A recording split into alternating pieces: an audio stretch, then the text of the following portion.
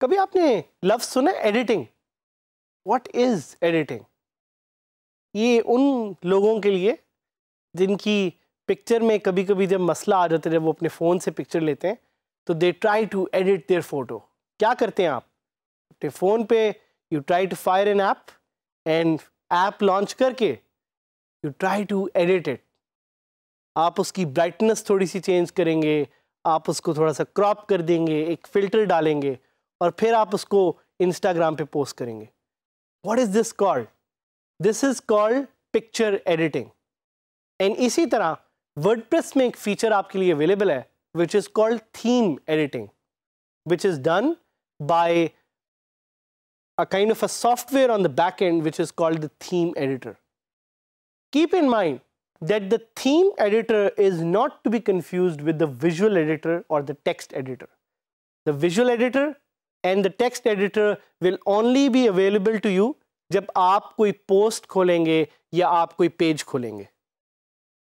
But the theme editor is available to you in a certain area जो भी मैं आपको दिखाऊंगा भी. Appearance के नीचे आप इस एडिटर को एक्सेस कर सकते हैं.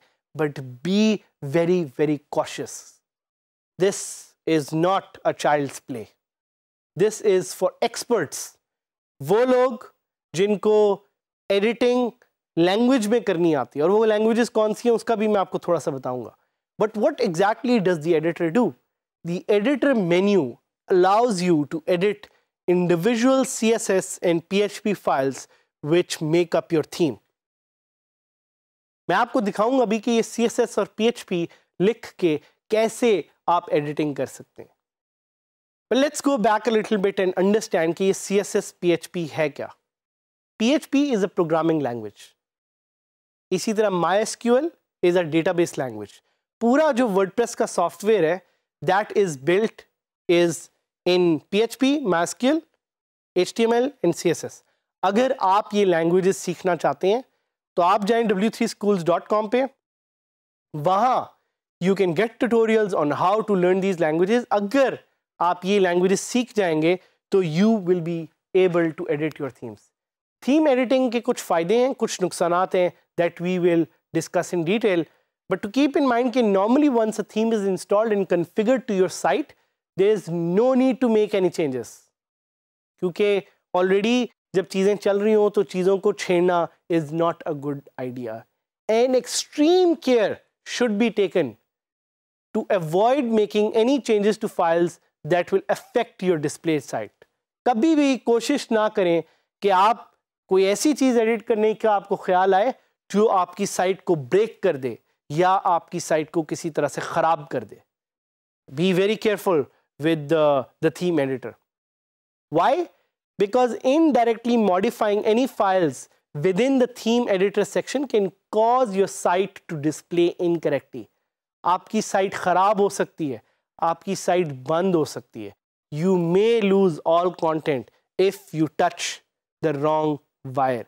ये बिल्कुल तारों की तरह, अगर आप गलत तार को छेड़ेंगे तो हो सकता है आपकी साइट डाउन हो जाए, हो सकता है आपकी साइट ख़राब हो जाए, and you may not be able to access it again. So be very very careful when editing your theme using the theme editor. Extra caution must be taken if you intend to make any changes. जिस तरह मैंने आपको पहले बताया कि अगर आप कोई changes करना चाह रहे हैं, be very careful, be extra cautious. It cannot be stressed enough how dangerous this option is. अगर आपको HTML, CSS और PHP नहीं आती तो प्लीज़ मत जाएं थीम एडिटर में और ना जाके इसको एडिट करें. अब आप मुझसे एक क्वेश्चन पूछ सकते हैं कि अगर ये एडिट नहीं करनी तो आप बार बार इसके बारे में मैं बता क्यों रहे हूँ? इसलिए because this is an integral part of your site. आपको इसका पता ज़रूर होना चाहिए. ये उसी तरह जिस तरह गाड़ी में आपका इंजन होता है, आप रोज़ जाके इंजन को छेड़ते तो नहीं है, लेकिन आपको पता है कि इंजन एग्जिस्ट करता है. And engine is a very integral part of your car. इसी तरह ये जो थीम एडिटर में जो सारी फाइल्स हैं, those are the engines of your theme. इनको जाएंगे, छेड़ेंगे, चीज़ें ख़राब हो सकती हैं। Modifying your theme files can drastically change how your site displays, and display अच्छी हो सकती है, बुरी हो सकती है, ख़राब भी हो सकती है। So be very cautious of this. So now let's go live. Live में आपको दिखाऊंगा कि आप अगर थीम को गलत तरीके से एडिट करेंगे तो क्या चीज़ें आप ख़राब कर सकते हैं। But if you are experienced, if you know HTML, CSS, PHP, MySQL, तो आप चीज़ों को ज़्यादा अच्छी तरह से मैनेज कर सकते हैं। So let's go to my website, your website, हम सब की वेबसाइट जो कि है dgskillsadhamid.000webhostapp.com। एंड यहाँ से अपीयरेंस में आपको एक एडिटर का फंक्शन नज़र आएगा। याद रहे कि ये सारी फाइल्स आर PHP फाइल्स। सो ये जिस तरह आपको कह रहा है, heads up, you appear to be making direct edits to your theme in WordPress. We recommend that you don't. Editing your theme could break your site and your changes may be lost. If you need to tweak your CSS, you might want to make a child theme. We will help you with that. We will help you understand what a child theme is, CSS कैसे आप edit कर सकते हैं. If you decide to go ahead and make edits, use a file manager to create a new copy. Click I understand. And इधर से आप उस theme की फाइल्स को चेंज कर सकते हैं या एडिट कर सकते हैं। सो अब ये मुझे दिखा रहा है कि मेरी थीम एक्टिव है 2016। This is how it looks right now. अब मैं इसको एडिट करना चाह रहा हूं, तो मैं इसको एडिट करूंगा CSS से। सो जैसे मैंने आपको बताया कि आप अपने थीम एडिटर में अगर किसी फाइल को छेड़ेंगे, that file can affect your main website. So अगर मैं header.php पे जाऊं,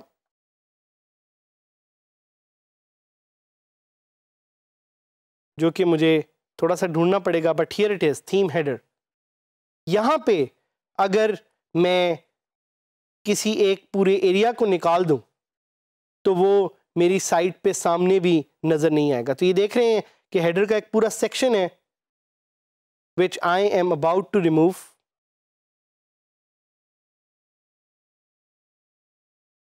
I will see कि अगर ये मैं निकालता हूं तो मेरी साइट पे क्या फर्क पड़ेगा।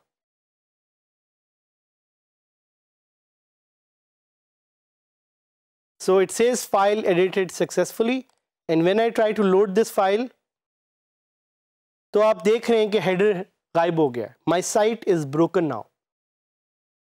So you have to be very careful while editing your theme. मैं इसको दोबारा वापस डाल देता हूँ and I'll click on update. जैसे ये फाइल अपडेट हुई है, so my header is now back. So you have to be very careful with the theme editor. And इसमें जो सारी फाइल्स हैं, functions, आप किसी और थीम की फाइल को एक्सेस करना चाह रहे हैं, जिस तरह मैं 2013 की थीम को अगर एक्सेस करना चाह रहा हूँ तो मैं वो भी एक्सेस कर सकता हूँ। But you have to be very careful, इनमें से कोई भी फाइल को आपने एडिट नहीं करना। Rather I would suggest you कि आप कस्टमाइज पे जाएं और वहाँ पे अगर आपके पास CSS ऐड करने की ऑप्शन है, जो कि मोस्ट थीम्स में होती है और यहाँ पे भी है एडिशनल CSS, तो वहाँ से आप एडिशनल CSS ऐड करके अपनी थीम को कस्टमाइज कर सकते हैं। So let's learn more about CSS, but we will do that in future lessons. And आप हमारे साथ रहिएगा हमारे इस ग्रुप में, ताकि हम आपसे सीख सकें, आप हमसे सीख सकें और हम एज ए कम्युनिटी आगे चल सकें।